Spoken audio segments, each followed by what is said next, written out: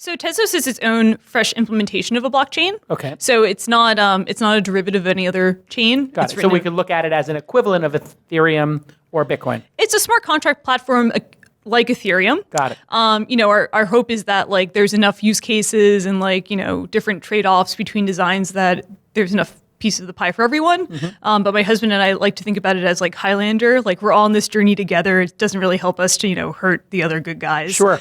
So we have like a friendly working relationship with a lot of people in the space, but yeah, technically we are also a smart contract platform. Got it. And so what are people buying actual Bitcoins essentially in Tezos, or are they buying these coins that Ethereum people have been offering? What is the Tezos offering?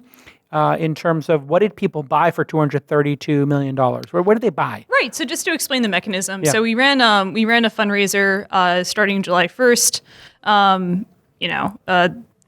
I run a company called Dynamic Ledger Solutions, which is actually producing the IP for the Tezos blockchain. Got it. And separately, there was a Swiss foundation, which was established in like late 2016, which actually ran the fundraiser. Got it. And so they will run Tezos moving forward, but obviously I as the co-founder of Tezos, had a very big role to play in its foundation. Got it. And so the reason that we did what we did and the reason we chose this solution was primarily because we don't have the same distribution algorithm the way Bitcoin does, where like you can participate and receive Bitcoins through mining. And that was the way that most people got their Bitcoins in like 2009 to like 2010. They would mine them. Yeah, they would just set up like a chip on their set up some software on their computer, and they would just run, dedicated. So you just had all the coins appear day one and sold them. So basically we lack a proof. We chose to do a proof of stake algorithm for consensus. What's that? Essentially, in Bitcoin, you have miners, which can be separate from token holders, validating the chain continuously, and that's how it preserves its integrity in a global distributed network.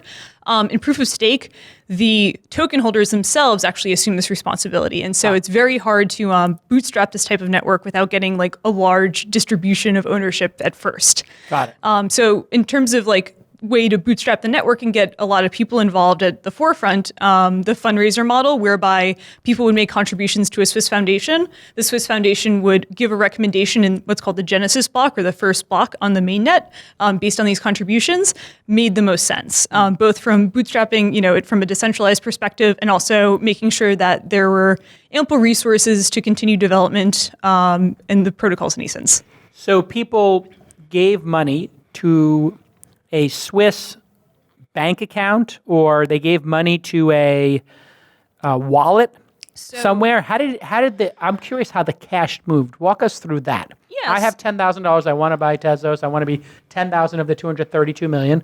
How did I get you the money? Yeah. So we made essentially what happened was in Switzerland they have a model whereby you can denominate. Rather, if I could back up for a second. Yeah. So we chose to go with a Swiss nonprofit. It made a ton of sense for a variety of reasons. A Swiss nonprofit. Yes. Because Switzerland has a place called GAG or something. What is it called? Oh, Zug? Zug. Sorry, GAG, Zug. Zug. Z-U-G. You wouldn't gag if you were in Zug. You wouldn't gag it's very if I was pretty. Zug. So there's Zug.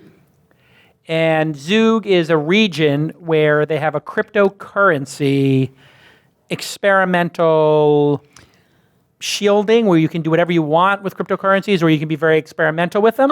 I would say the way I would phrase it is this: like, there's a Zug is called the Crypto Valley, in Switzerland, and Zug is a canton very close to Zurich. Mm-hmm.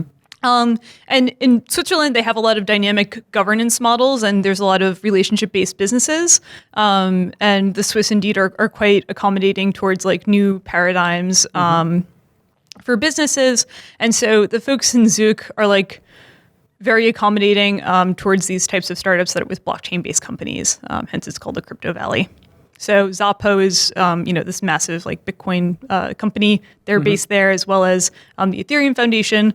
What does it mean to be accommodating? That means they allow you to experiment, they allow you to create stuff? Because the United States government, I think, has been very focused on making sure with the SEC that these things are buttoned up and fit the existing models. So how are the Swiss accommodating in if you can contrast them, say, to the SEC here?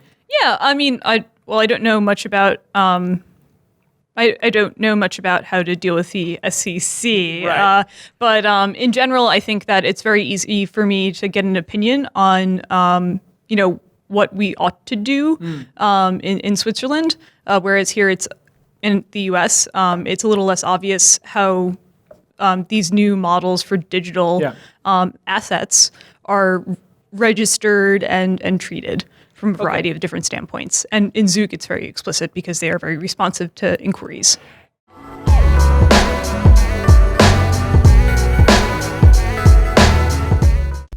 Okay, everybody, let me tell you about a product I love. It's called Tracker, Trackr, Tracker without the E. Tracker is an amazing little product that you can attach to a keyring, attach to your phone, put in your wallet, anything that you lose regularly. Now, you know, I, Jason Calacanis, am on top of everything I do, and I never lose anything. But once in a while, I do. And one of the things I'm always misplacing is keys to cars. And my wife also happens to suffer from this, and we're constantly trying to find who was the last person with the Tesla key. Well, when I got Tracker, I took all of our Tesla key fobs, I took all of the minivans key fob, and I put trackers on them.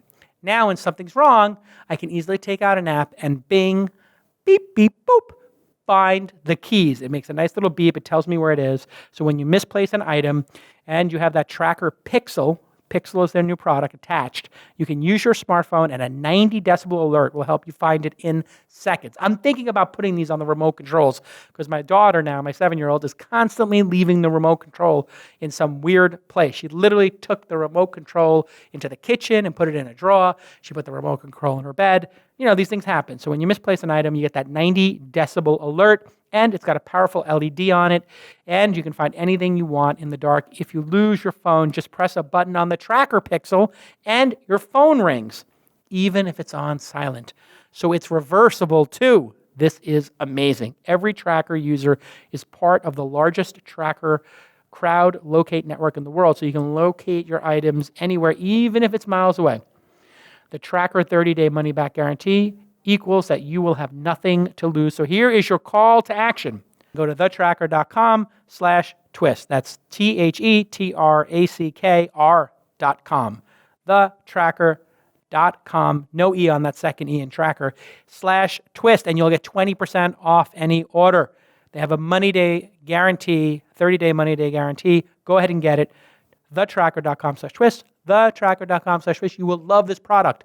And I have been a fan of this product for a long time, and this new Tracker Pixel is their best product ever. As the years have gone on, they've made their products better and better, and Tracker Pixel is, I think, the holy grail of losing items. It works perfectly. I love it. It is great. It's been 8 years since they started working on this problem, and I got to tell you right now, I think that they have solved it effortlessly. It's so easy to set up. I set it up in literally seconds. I was so impressed. To the team over at Tracker, congratulations. You have figured it out. I know it was a long, arduous trail to figure out how to make all of us have instant recall of where we left our car keys, our wallet, and all these things. It is so delightful to see a startup figure it out, and the Tracker Pixel is delightful. So just from me to you, the team over at Tracker, I just want to say congratulations. I know you've been working on it for a long time, and I am really genuinely impressed with this latest version. Tracker Pixel is amazing. Thetracker.com/twist, thetracker.com/twist, thetracker.com/twist. Okay, let's get back to this amazing episode.